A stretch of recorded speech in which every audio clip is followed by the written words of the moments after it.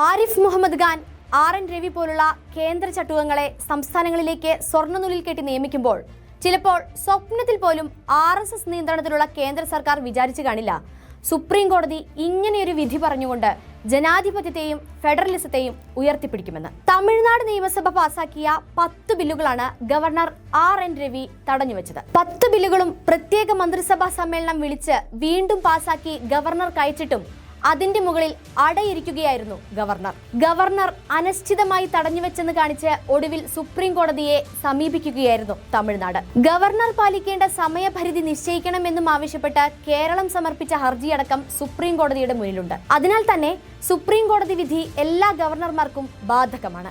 ഗവർണറുടെ നടപടികൾ നിയമവിരുദ്ധവും ഏകപക്ഷീയവുമാണെന്ന് സുപ്രീം കോടതി പറയുക മാത്രമല്ല, ആർട്ടിക്കിൾ 356 എന്ന വകുപ്പ് ഇനി തോന്നും പോലെ കേന്ദ്രത്തിനടുത്ത് ഉപയോഗിക്കാനാവുന്ന സാഹചര്യവും മാറി.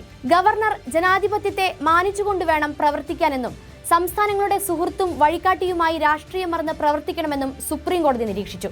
ഗവർണർ പ്രശ്നങ്ങൾ പരിഹരിക്കാനുള്ള ആളായിരിക്കണം, ഭരണഘടനാ മൂല്യങ്ങളുടെ സംരക്ഷകനായിരിക്കണം.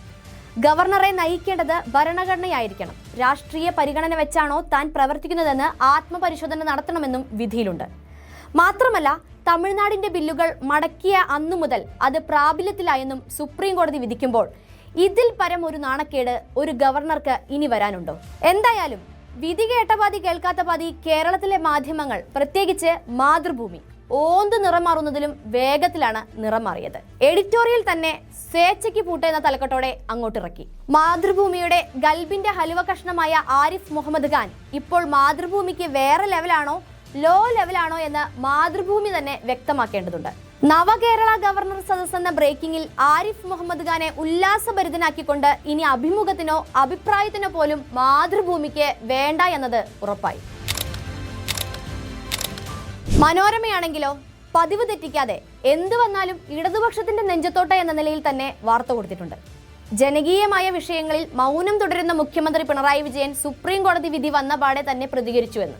കണ്ടത്തിൽ തറവാടിന്റെ ചരിത്ര ക്ലാസ് മാത്രം മനഃപ്പാഠമാക്കി VD സതീശൻ വാ തുറക്കുന്നതും മാത്രം ശ്രദ്ധിച്ചാൽ എന്റെ സാറേ ചുറ്റും നടക്കുന്നതൊന്നും കാണൂല. മനോരമയ്ക്ക് മൗനമുള്ള വിഷയങ്ങളിലും വാർത്തകളിലും പോലും ക്രിസ്റ്റൽ ക്ലിയറായി മറുപടി പറയുന്നയാളാണ് മുഖ്യമന്ത്രി എന്നതിൽ മലയാളികൾക്ക് യാതൊരു സംശയവുമില്ല. വാർത്തയും ചരിത്രവും വളച്ചൊടിക്കാൻ പത്രം മനോരമ തന്നെ എന്നതിലും ഞങ്ങൾ മലയാളിക്ക് സംശയമൊന്നുമില്ല.